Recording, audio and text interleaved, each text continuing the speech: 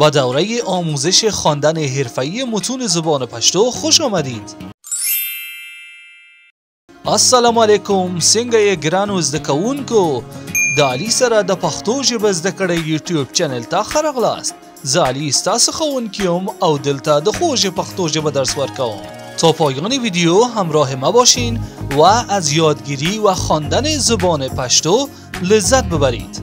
متن ششم، چوکی. موږ په څوکۍ ناست یو او موږ په څوکۍ ناست یو. ما بر روی چوکی می نشینیم. دا څوکۍ له لرګي څخه جوړه شوې ده. دا څوکۍ له لرګي څخه جوړه شوې ده. این چوکی از چوب جوړ شده است. زه په کور کې یوه وړه څوکۍ لرم. زه په کور کې یوه وړه څوکۍ لرم. من در خانه یک صندلی و یا چوکی کوچک دارم. موږ په کور کې چوکۍ لرو. موږ په کور کې چوکۍ لرو.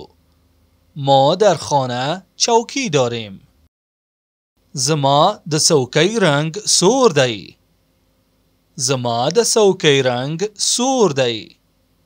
چوکی من سرخ رنگ است. زه په څوکۍ ناست یم او لوستل کوم. زه په څوکۍ ناست یم او لوستل کوم. من بر روی چوکی نشسته و درس میخوانم. لغات. یکی از مهمترین بخش‌های آموزش هر زبانی یادگیری لغات جدید و افزودن دایره لغات است.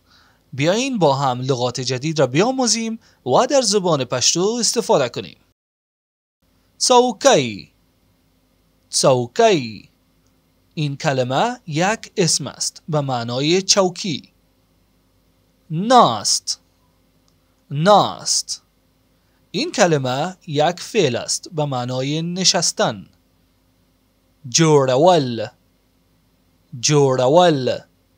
این کلمه نیز یک فعل است به معنای درست کردن و یا جور کردن. کور. کور. این کلمه یک اسم است به معنای خانه. وړه. وړه. این کلمه یک صفت است به معنای کوچک. لرل. لرل.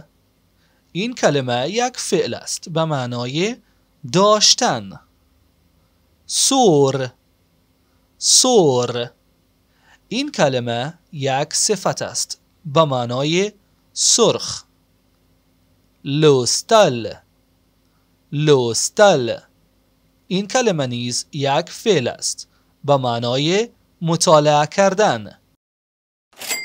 و اما رسیدیم به مهمترین بخش این کورس، بخش کارخانگی و یا چالش و تمرینمان. جملات آبی را من میخوانم و جملات سرخ را شما بخوانین.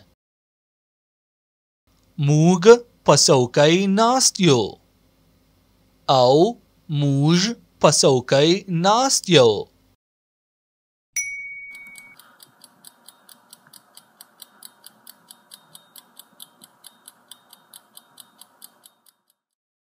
زه په کور کې یوه وړه څوکۍ لرم.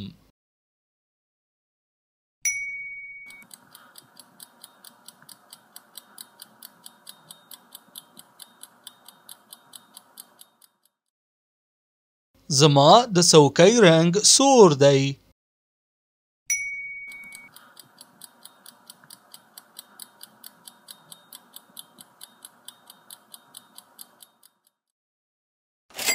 این بار جملات سرخ را من میخوانم و جملات آبی رنگ را شما بخوانین.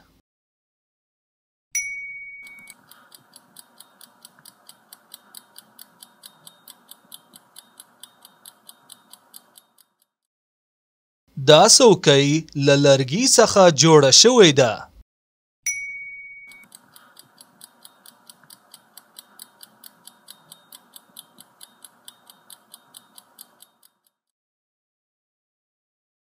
موږ په کور کې چوکۍ لرو.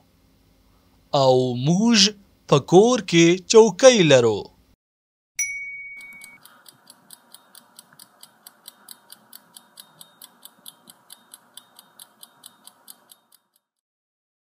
زه په څوکۍ ناست یم او لوستل کوم. خب عزیزان، این بود درس امروز ما. امیدوار هستم که این درس هم برایتان مفید بوده باشه. لطفاً خواهش میکنم حتما درس ها را جدی بگیرین، با چالش ها اشتراک داشته باشین و تمارین را انجام بدین. اگر از این ویدیو خوشتون آمد او را لایک کنین و اگر میخواین زبان پشتو را یاد بگیرین چینل ما را سابسکرایب کنین و برای حمایت از ما چینل ما را به دوستانتان معرفی کنین. که دا ویدیو مو خوښ شوه نو لایک کړئ او که تاسو د ویدیو دا سټایل خوښ کړئ د نظرونو برخه کې ولیکئ او زه به ستاسو لپاره نور هم جور کړم. تا درس آینده شما رو به الله پاک میسپارم. ده خدای پامان.